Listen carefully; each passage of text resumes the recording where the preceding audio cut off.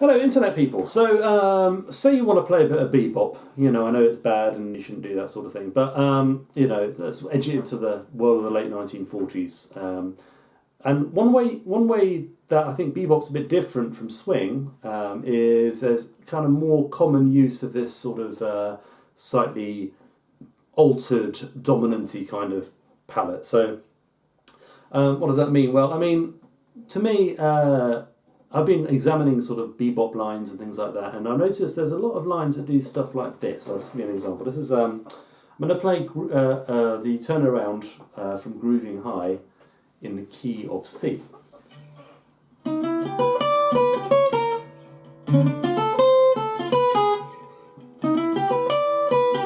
loop it a little bit.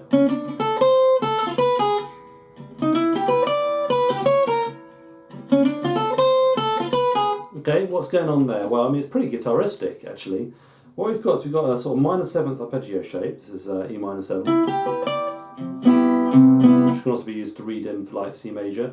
So we've got like a half step pickup. 1, 2, 3, 4. It goes back to that note. Back down the arpeggio. And we get these flattened notes. So this is like these notes, but down a fret. Right? Pretty guitaristic. So what you can start to do is you can start to go, you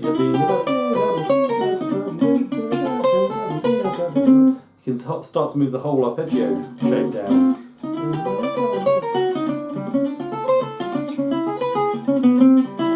So, I mean, you know, that's kind of how it feels and looks to me guitaristically. I'm not really thinking about any of the theory.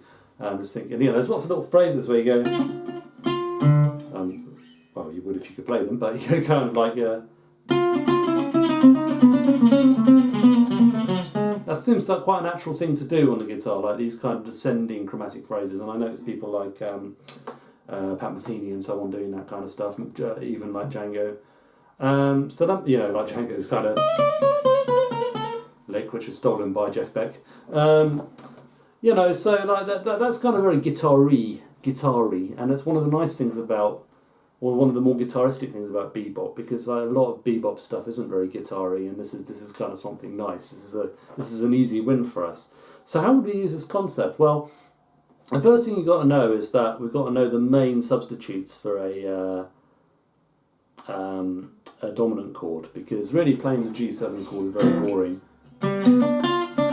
I mean, it's okay, but you know, after a while it gets a bit old. So one of the big ones is as I mentioned in other videos, the minor. So we take a minor chord up a fifth. It's going to be a minor 7th or a minor 6th. It could even be a full-blown Dorian or melodic minor scale, but we're going to stick with the arpeggios for now, so it's easier. So we're going to just use a minor 6th arpeggio, okay, and we're going to just move some of those notes down a half step. Both. That's quite nice, isn't it?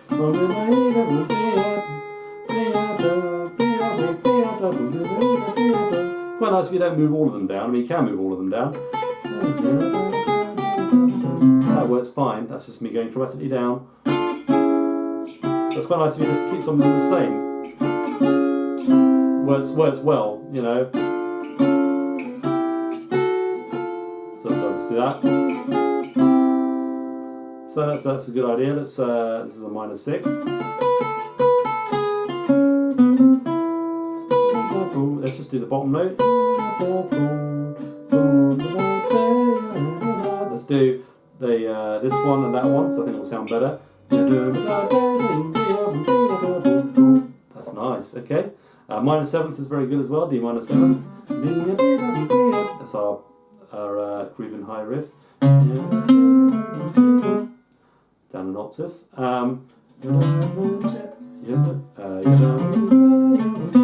That kind of thing, right? Well, maybe we can move the bottom note down instead.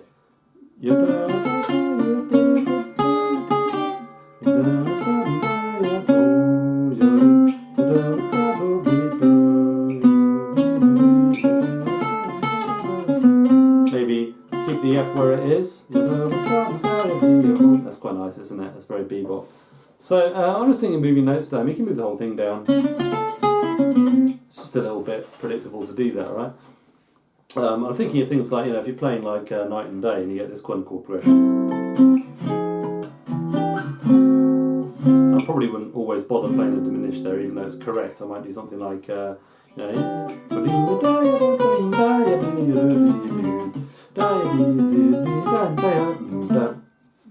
something like that. Just we could go.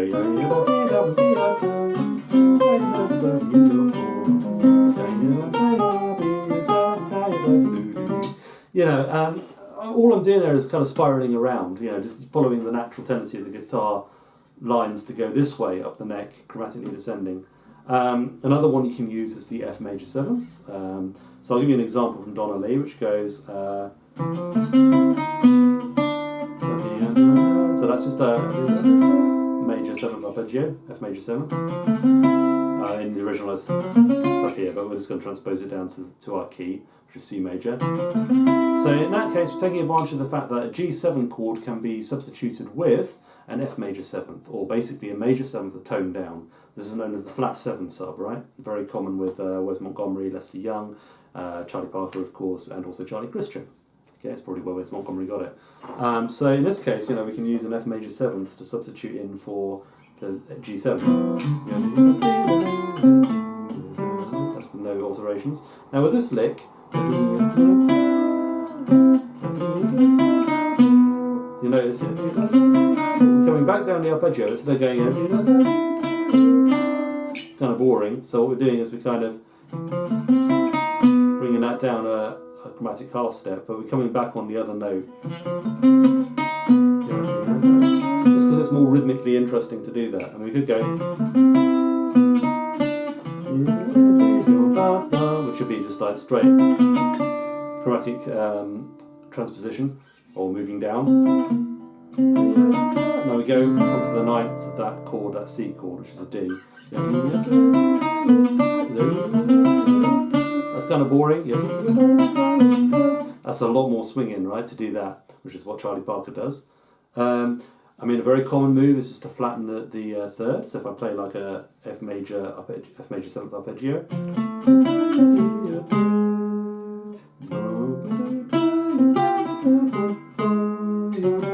that's a very common way to get into the C chord. So F major, F minor into C major. And of course your C chord progressions are actually that. So it's good to know that one can be swapped out for the other, right? It's kind of handy. If we flatten more notes from the F major, we get maybe... let's see. That's nice, isn't it? The whole thing going down. And then, so yeah.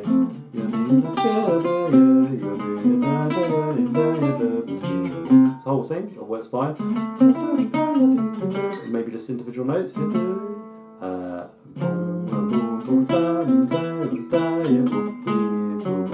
Lots to experiment with there. Be very free with it. Some things won't work. There's a couple of notes that, with one note really, that you will have trouble flattening, and that's the G. If you flatten that note, I'll give you an example. Even that works kind of.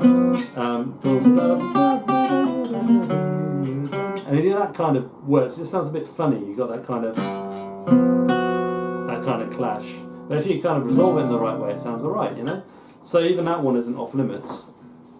You can use it for voice leading. So for example, if I've got this kind of minor, very common sort of gypsy jazz, minor 9th chord shape, this is basically actually an inversion of F major 7th. It's but this is a common grip. We're looking at this as a D minor 7 or D minor 9. And if I just flatten some notes from that, we get that chord shape. So let's move those two fingers down, which is got a really complicated name, but basically we're just thinking of that as kind of a moving chord into C major, and of course that's what Django plays quite a lot on 251s. It's common, it's a known gypsy jazz voicing. If we just move that note up there, we get this. So I'm just taking the bottom string note and putting it on the top string.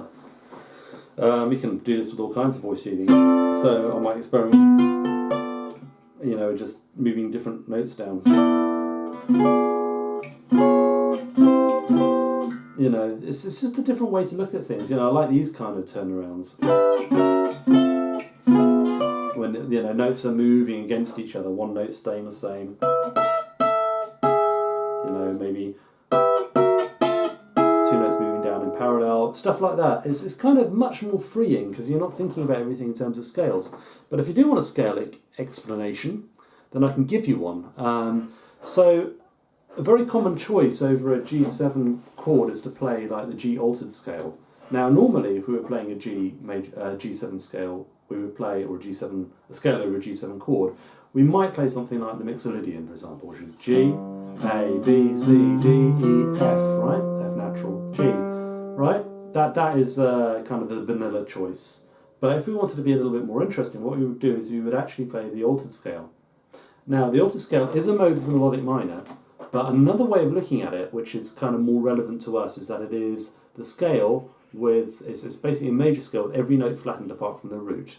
And as we're looking at this in contrast to a Mixolydian mode, it's basically a scale with every note in it flat apart from the 1 and the flat 7, which is already flat, right? So in that case, we get G, A flat, B flat, B, which is actually C flat in this case, D flat, E flat, F, right? That's it. It's kind of a handful to remember, but if we play any of these sorts of things,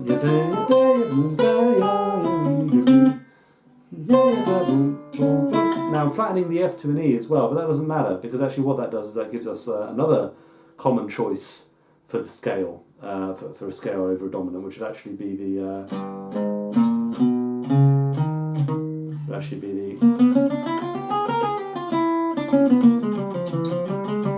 half whole basically. You start getting these kind of scales, which are kind of, you know, also part of it as well. But we're not thinking about any of these scales, we're just thinking of the altered scale as being basically a process, just like flatten every note, apart from the G. If you flatten the G, it'll sound a bit funny, but you might be able to get away with it.